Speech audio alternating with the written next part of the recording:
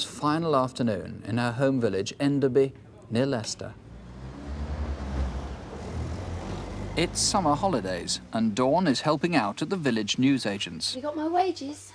Yes, there you are. Thanks so much for showing with me. Have a nice holiday, and don't forget to send me a postcard. I won't. Bye. Okay, bye, love. Ta-da. This week's wages were especially welcome. Dawn and her family were off to Norfolk for their holidays. Dawn was a cheerful, bubbly girl, about to start in 5th form at the local grammar school. At 15, she wasn't yet much involved with boyfriends, but had a school friend whom she planned to see that night. She had the opportunity, being in the newsagents, to buy every new magazine that was available. And this really was what her money went on, clothes and her look. And she was changing and blossoming, really, from day to day. That Thursday, Dawn was going to the next village to see her friend. But her parents were also going out, so Dawn agreed to stay behind and look after her younger brother. Since the friend, Sharon, wasn't on the phone, she set off to tell her she wouldn't be free that night. Bye, Mum. I'll be back by 7.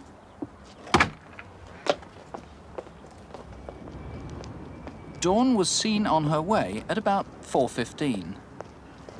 Hi. Tony and Leslie were friends from school. This is 10 Pound Lane, which goes to Narborough. It's paved and lit at this end. But where it meets the M1, it narrows and eventually peters out into a track. At this point, Dawn had to make a choice.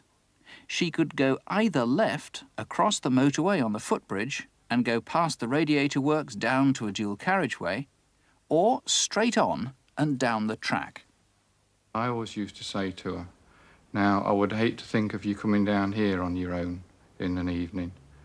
And I always used to impress on her, you should always use the footbridge. Always go over the footbridge that way. But, as I say, it is a shortcut, and it was a nice day. And it is a well-used route, there's no doubt about it. In late July, the lane would have been heavily overgrown with shoulder-high summer foliage. At the end of 10 Pound Lane is King Edward Avenue and Leicester Road, a busy dual carriageway.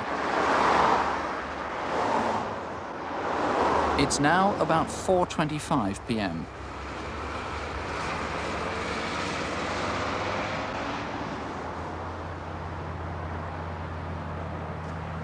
Through the hedge, and Dawn would have been straight into Carlton Avenue, where Sharon lived.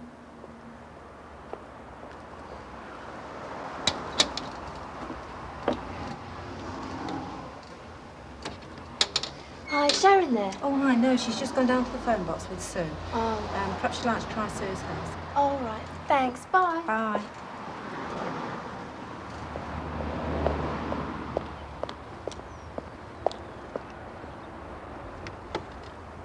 Hi, is Sue and Sharon there?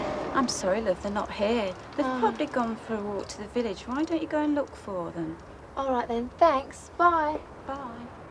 Mrs. Alsop is the last person we know who spoke to Dawn, though from the kitchen in number 8, Mrs. Walker saw her pass by. It seems Dawn decided not to go searching in the village, but to head straight home. A motorist saw someone who looked like Dawn going back across the dual carriageway towards 10 Pound Lane. The time was now 4:40. From here, it's 15 minutes walk to home.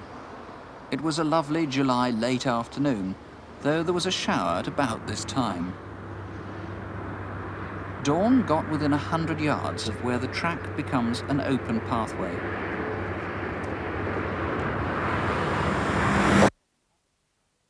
Somehow, she was taken off the track, was raped and strangled.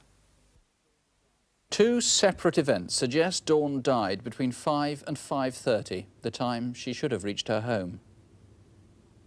Just the far side of the footbridge across the motorway, 2 men were out in the yard of the radiator works.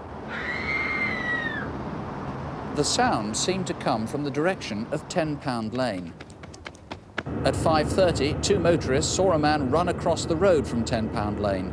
They had good reason to remember him. At the top of that embankment is the M1.